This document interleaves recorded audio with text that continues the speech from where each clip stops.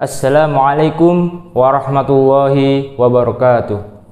Innal hamdalillah nahmaduhu wa nasta'inuhu wa nastaghfiruh wa na'udzu billahi min shururi anfusina wa min sayyiati a'malina may yahdihillahu fala mudhillalah wa may yudlil fala hadiyalah. Asyhadu an la ilaha illallah wa asyhadu anna Muhammadan abduhu wa rasuluh la nabiyya wa la rasula ba'dah. Yang pertama-tama, marilah kita panjatkan puja dan puji syukur kita kehadirat Allah Subhanahu wa taala yang telah memberikan rahmat dan hidayahnya sehingga kita mendapatkan karunia yang sangat hebat, dan banyak orang yang tidak menyadari hal itu. Ada orang yang masih bersyukur dan ada orang yang ingkar. Yang kedua, salawat serta salam semoga tercurahkan kepada baginda kita Nabi Agung Muhammad sallallahu alaihi wasallam yang telah membawa risalah Islam dari zaman jahiliyah sampai zaman yang terang benderang ini. Qala Allah Ta'ala fil Qur'anil Karim, ya ayyuhalladzina amanu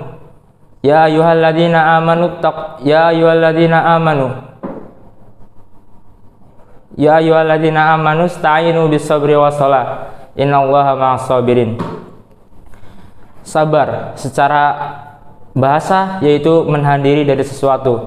Akan tetapi di dalam tafsir Ibnu Katsir, sabar itu dibagi menjadi tiga. Yang pertama, sabar dalam meninggalkan suatu dosa atau maksiat. Yang kedua, sabar dalam taat kepada Allah Subhanahu wa taala dan selalu mendekatkan diri kepada Allah Subhanahu wa taala. Dan ini adalah sabar yang paling utama di antara ketiga sabar. Nah, yang sabar yang lainnya yaitu sabar ketika mendapat suatu cobaan.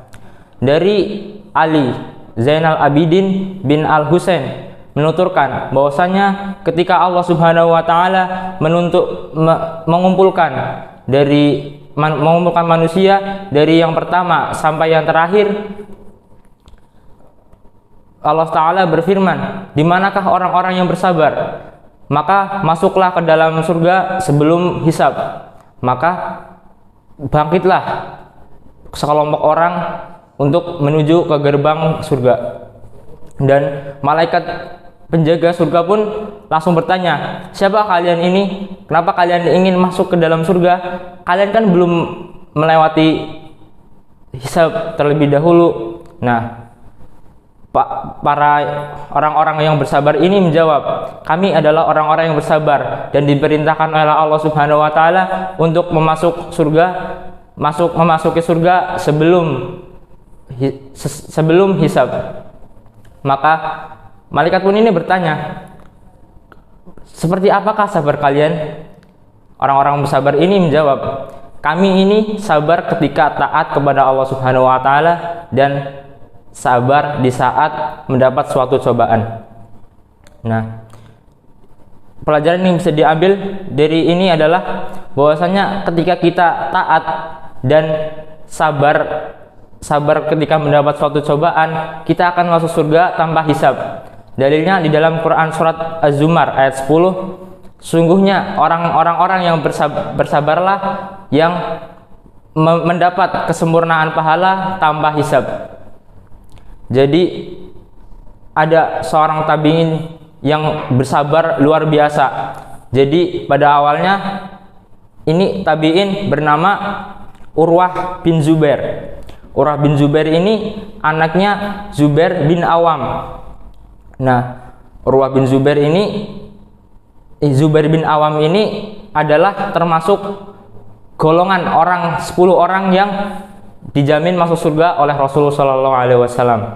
Nah, ini anaknya Urwah bin Zubair. Nah, Urwah bin Zubair ini sedang berkumpul dengan pemuda-pemuda yang sebayanya dan juga adiknya. Temannya ini ada juga yang bernama Abdul Malik. Abdul Malik ini juga bersama adiknya. Kalau Urwah bin Zubair bersama saudaranya.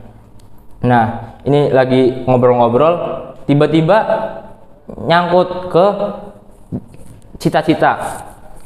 Ketika orang-orang ingin menyampaikan cita-citanya, tiga orang ini, temannya Urwah bin Zubair dan saudaranya ini, mengungkapkan bahwasanya ketiga-tiganya ini ingin menjadi penguasa dan duniawi, bersifat duniawi. Nah, si Urwah ini pun bilang, kenapa kalian ingin duniawi kalau saya ingin akhirat?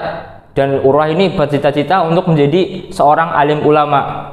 Dan kebetulan sih, beneran Allah Subhanahu wa taala ini mengabulkan semua doa empat orang tersebut, yaitu Urwah dan teman-temannya dan saudaranya. Dan tiga orang ini beneran menjadi penguasa, dan si Urwah ini menjadi seorang alim ulama yang terkenal di Madinah. Nah, si Urwah ini memiliki empat orang anak, yang tiga perempuan, yang satu ini laki-laki. Yang laki-laki ini berumur 20 tahun. Nah, yang berumur 20 tahun ini sama Urwah bin Zubair ini ingin dididik jadi kadernya untuk selanjutnya, periode selanjutnya, seperti ingin si anaknya ini seperti Urwah bin Zubair. Ketika Urwah bin Zubair membawa anaknya ke kerajaannya Al-Walid. Nah, ketika sampai di kerajaan, si anaknya ini ingin meminta kepada Urwah bin Zubair agar ke kandang kuda. Nah, ketika Urwah bin Zubair ini pun bilang, silakan kamu ke kandang kuda. Saya izinkan, biarkan saya menemui raja, dan saya akan tunggu sambil mengobrol-ngobrol dengan raja. Nah, ketika Urwah bin Zubair ini masuk dan bertemu dengan raja, di sini ada budaya bahwasanya ketika raja dan seorang itu sedang mengobrol, tidak boleh memotong pembicaraan. Tapi tiba-tiba ada seorang pengawal langsung memotong pembicaraan hal tersebut, dan bahwasanya jika tidak penting tidak boleh memotong pembicaraan raja. Dan berarti itu penting. Akhirnya si pengawal ini pun berkata bahwasanya anaknya Zubair satu-satunya yang ingin dikader sama Urwah ini meninggal dunia tertendang oleh kuda. Urwah bin Zubair di dalam riwayat ini tidak menangis sama sekali, dan akhirnya ketika Urwah bin Zubair ini mendengar berita hal tersebut, sama sekali tidak menangis, saking sabarnya, dan dia meminta agar mengurus jenazahnya. Dan akhirnya Urwah bin Zubair pun mengurus dan menguburkan. Dan ketika dikuburkan, Urwah bin Zubair ini terkena penyakit garganah, yang jika terkena kakinya ini infeksi dan tidak bisa terobati, dan jika tidak dipotong maka akan menyebar ke seluruh tubuh. Akhirnya tabib pun memeriksa dan akhirnya dipotonglah kakinya. Dan cara memotongnya ini tidak biasa, teman-teman. Jadi Urwah bin Zubair ini disuruh untuk meminum minuman keras agar tidak merasakan sakit ketika dipotong kakinya. Nah, akhirnya Urwah bin Zubair menolak karena hal itu adalah minuman haram yang diharamkan oleh Islam, oleh Allah Subhanahu wa taala. Dan akhirnya dipotonglah kaki Urwah bin Zubair tanpa menggunakan minuman keras. Beliau ini tetap berzikir subhanallah, alhamdulillah, wallahu akbar, sampai mukanya memerah. Akhirnya tabibnya pun memotong kakinya, dimulai dari kulit terus tulang, memakai gergaji. Beliau masih bisa menahan, tapi ketika sudah selesai terpotong, darahnya masih mengucur. Nah, dan cara menghentikan darah itu adalah dengan cara dicemplungin ke minyak panas. Nah, pada saat itu Zubair pun pingsan. Nah, pelajaran yang bisa diambil adalah tetap bisa bersyukur walaupun kakinya Urwah bin Zubair ini dipotong dan anaknya meninggal. Dia tetap bersabar. Bayangkan kakinya hilang, dia tetap bisa bersyukur. Nah, setelah itu Al-Walid pun bingung dengan gimana cara membalas Urwah bin Zubair, dan akhirnya Urwah bin Zubair pun diantarkan pulang ke kampung halamannya.